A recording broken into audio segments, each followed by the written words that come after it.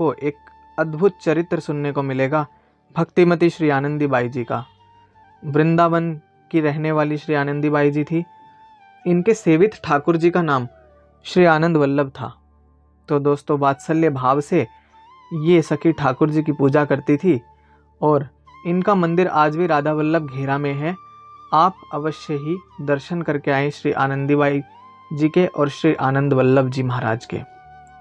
तो दोस्तों, शुरू करते हैं बिना किसी देरी के भक्तिमती श्री आनंदीबाई जी का चरित्र। दोस्तों, लाहौरी के सालिम गेट बाजार की घटना है। एक वृद्धा किसी कपड़े की दुकान पर कपड़ा देख रही है। एक बालक भी उसके साथ है। दुकान पर रेशम के कपड़ों के थान लगे हुए हैं उस वृद्धा के सामने, पर वृद्धा को कोई कपड़े पसंद ही नहीं आ रहे हैं। एक से एक कपड़ा देख लिया, लेकिन कोई कपड़ा उस वृद्धा को पसंद नहीं आ रहा है। तो कुछ महत्वपूर्ण व्यक्ति के लिए वो कपड़े लिए जा रहे होंगे, ऐसा सोचकर दुकानदार भी कपड़े पर कपड़े दिखाए जा रहा है। तो दोस्तों, वृद्धा कपड़े देख रही थी, लेकिन एकदम उसकी नज़र एक तांगे पर पड़ी और उसमें बैठी हुई एक महिला जो साड़ी पहने हुई थी, उसे देखकर वो वृद्धा बड़ी विस्मित हो गई और उसने अपने पास बैठे बालक की पीठ पर हाथ मारते हुए कहा, नंदलाल, जा जल्दी से तांगा लेके आ। नंदलाल भागकर तांगा ले आया और वृद्धा तांगे में बैठ गई और फिर उस नंदलाल से बोली कि जल्दी इस तांगे के पीछे मेरे तांगे को भगा। उस तांगे का पीछा करते करते आखिर उस महिला के निवास स्थान पर आनंदीबाई पहुंच गई। तो आनंदीबाई पहुंचकर उसके सामने खड़ी हो गई और बोली कि बहन, मुझे ये बताओ कि ये कपड़े तुमने कहाँ से लिए हैं, और मुझे भी अपनी बहू के लिए कपड़े लेने हैं। और मैं आपके कपड़ों को देखकर खिंची चली आई कि ऐसा ही लहंगा मैं अपनी बहू के लिए बनवाऊंगी। तो ऐसा भाव अपनी बहू के लिए देखकर वृद्धा के मन में सामने वाली महिला बोली कि आपकी बहू बड़ी खुशनसीब है माँ, जिसके लिए उसकी सास इतना भाव विभोर होकर और उसके लिए इतने बेशकीमती कपड़े बनवा रही हैं। कौन है आपकी बहू? तो उस वृद्धा का जवाब था कि उसका नाम राधा है, बरसाने के राजा वृषभानु की वह बेटी है। तो वह महिला कौतूहलवश आके चमकाते हुए बोली कि आपके लड़के का क्या नाम है? तो वृद्धा बोली कि मेरे लड़के का नाम आनंद वल्लभ है, लोग उसे प्यार से कन्हैया कहते हैं। महिला भी समझ गई। महिला बोली कि ये कपड़े यहाँ नहीं मिलते, मुझे अमृतसर के किसी व्यापारी ने भेजे हैं। तब आनंदीबाई जी ने कहा कि अपने पैसे ले लो और मुझे मेरे पते पर आनंदीबाई के नाम से श्री राधा आनंद वल्लभ जी का मंदिर राधा वल्लभ घेरा वृंदावन में ये कपड़े भिजवा दो। आनंदी बाई के वृंदावन पहुंचने के कुछ दिन बाद ही अमृतसर के व्यापारी की चिट्ठी आई और उसमें लिखा था, आपकी बहू और लाला के लिए आपकी पसंद के 2 थान भेज रहा हूँ, इन्हें मेरी ओर से उन्हें भेंट करने की कृपा करें। आनंदीबाई काश्मीरी ब्राह्मण परिवार की परम तेजोमयी महिला थी। जो परिवार काश्मीरी ब्राह्मण परिवार था, मोतीलाल नेहरू और उनके पूर्वजों की पुरोहिताई करता आ रहा था। उनका जन्म संवत 1712 में कार्तिक सुदी पंचमी को हुआ था। उनके पिता अमृतसर में सिटी इंस्पेक्टर थे। आरंभ से ही उनका भगवत सेवा और साधु सेवा में बड़ा अनुराग था। उनकी सगाई हुई तभी उनके होने वाले पति का देहांत हो गया। उन्होंने तब माँ से कहा, भगवान ने कृपा कर यह संकेत किया है कि मेरा जन्म उनकी सेवा के लिए है, जन्मने मरने वाले मनुष्य की सेवा के लिए नहीं। मैं अब विवाह नहीं करूंगी। माता पिता और गुरुजनों के बहुत समझाने पर भी वह अपने संकल्प पर अड़ी रही, दृढ़ रही। उन्होंने जगरामा के रामानुज संप्रदाय के आचार्य श्री वंशीधर जी महाराज से दीक्षा ली और विधिवत भजन करने लगी। रामानुज संप्रदाय में दीक्षित होते हुए भी उनकी राधा कृष्ण में विशेष निष्ठा थी। उन्होंने पिताजी से प्रार्थना की कि एक मंदिर बनवाकर उसमें राधा कृष्ण की मूर्तियां पधारने की कृपा करें, जिससे उनको नित्य आत्मवत सेवा करने का सौभाग्य प्राप्त होता रहे। पिता ने फव्वारे वाले चौक में घी मंडी के दरवाजे के पास अपने मकान में ही एक मंदिर का निर्माण किया। उसमें श्री राधा आनंद वल्लभ जी की मूर्तियों की प्रतिष्ठा की। आनंदीबाई प्रेम से उनकी सेवा करने लगी। उनका नित्य नया श्रृंगार करती, नए नए व्यंजनों का उन्हें भोग लगाती, उन्हीं की सेवा पूजा में सदा संलग्न रहती। कुछ दिन बाद उनके माता पिता का भी देहांत हो गया। गुरुदेव भी नित्य धाम पधार गए। तब वे तीर्थ यात्रा को निकली। श्री राधा आनंद वल्लभ को अपनी बहन के पास आगरे में छोड़ कुछ दिन तीर्थों में भ्रमण करती रही। फिर कुछ दिन काम्यवन रहकर वृंदावन पधारी। फिर कुछ दिनों बाद उन्होंने राधा वल्लभ जी के घेरे में भूमि खरीदकर मंदिर का निर्माण किया। श्री राधा आनंद वल्लभ को उसमें विराजमान करा स्थायी रूप से वृंदावन रहने लगी। वृंदावन के प्रति प्रेम बढ़ गया। श्री राधा आनंद वल्लभ जी के प्रति आनंदीबाई का वात्सल्य भाव था। आनंद वल्लभ जी उनके पुत्र थे और राधा रानी पुत्रवधू। दोनों बड़े रसिक थे। आनंदीबाई उनकी रसिकता से विमुग्ध थी और निकटस्थ पास में ही श्री राधा वल्लभ जी मंदिर के परिपाटी के अनुसार उनकी आत्मवत सेवा कर आत्म विभोर रहती थी। मतलब जैसे श्री राधा वल्लभ लाल जी के मंदिर में श्री राधा वल्लभ लाल जी की सेवा होती है, वैसे ही वो श्री राधा आनंद वल्लभ जी की सेवा करती थी। अब आज आनंद वल्लभ जी को हलवा चाहिए, आज खीर, आज मालपुआ, आज कलाकंद या बालूशाही।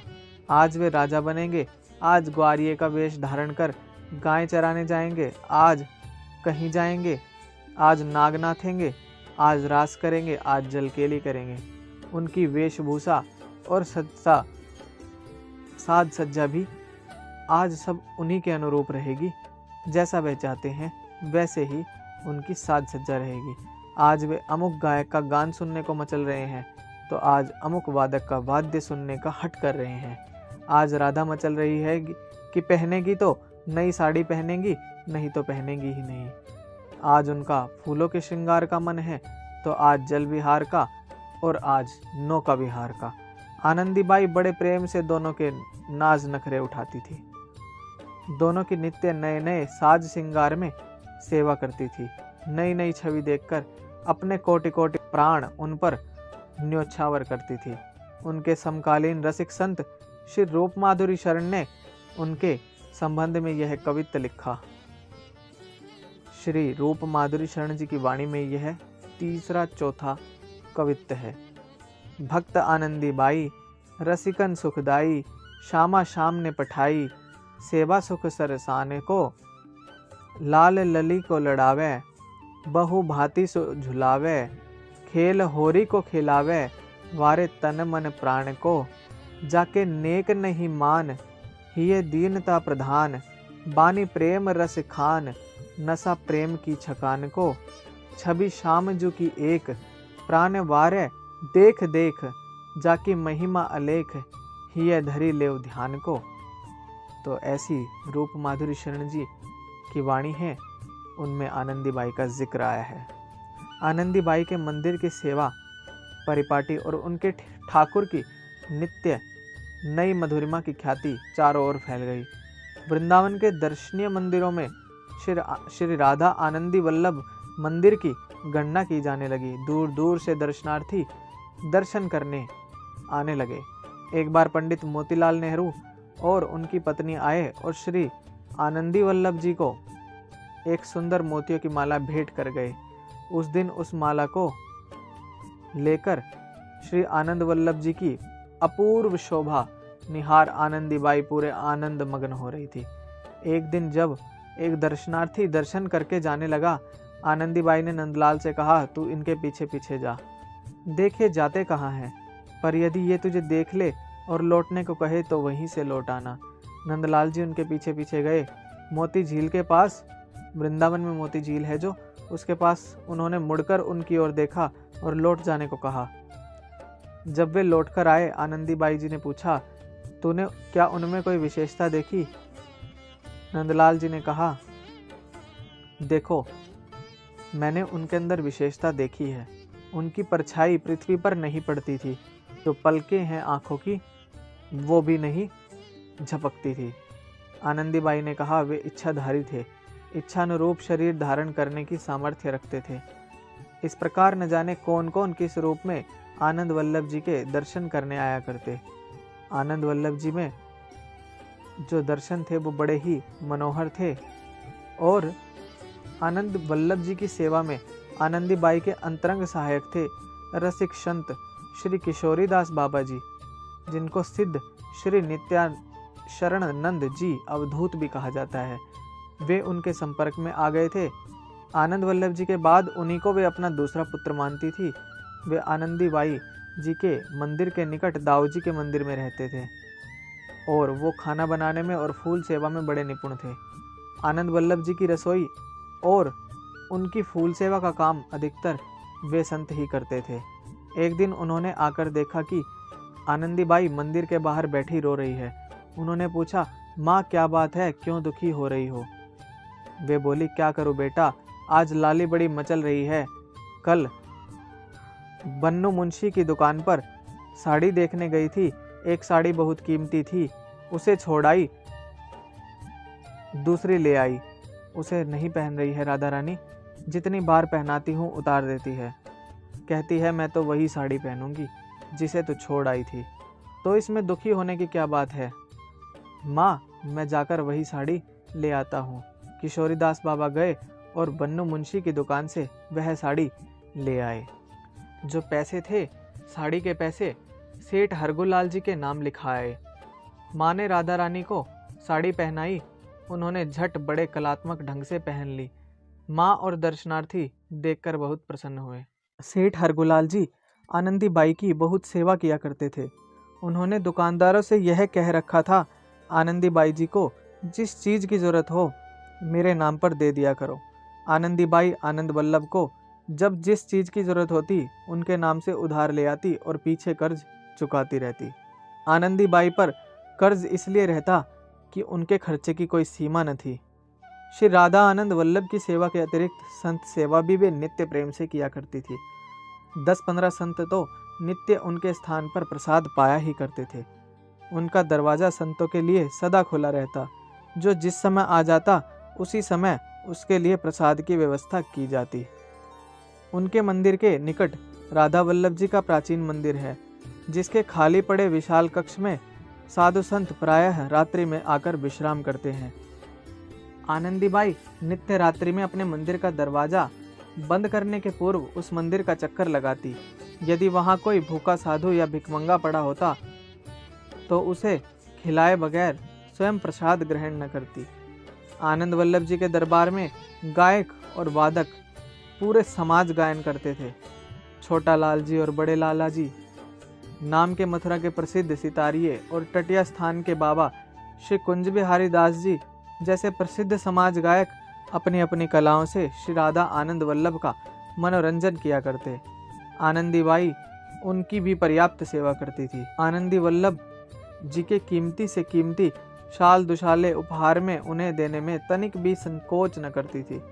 उन रसिकों को आनंदी वल्लभ जी के कीमती से कीमती शाल दुशाले भी दे दिया करती थी। रासलीला से आनंदीबाई जी को बड़ा प्रेम था। उन्होंने रासलीला के लिए एक बड़ा हॉल मंदिर के ऊपर बनवा रखा था। उसमें रासधारियों के लिए कीमती से कीमती पोशाकें, मोर मुकुट और उनकी साज सज्जा की अन्य सामग्री रखी रहती।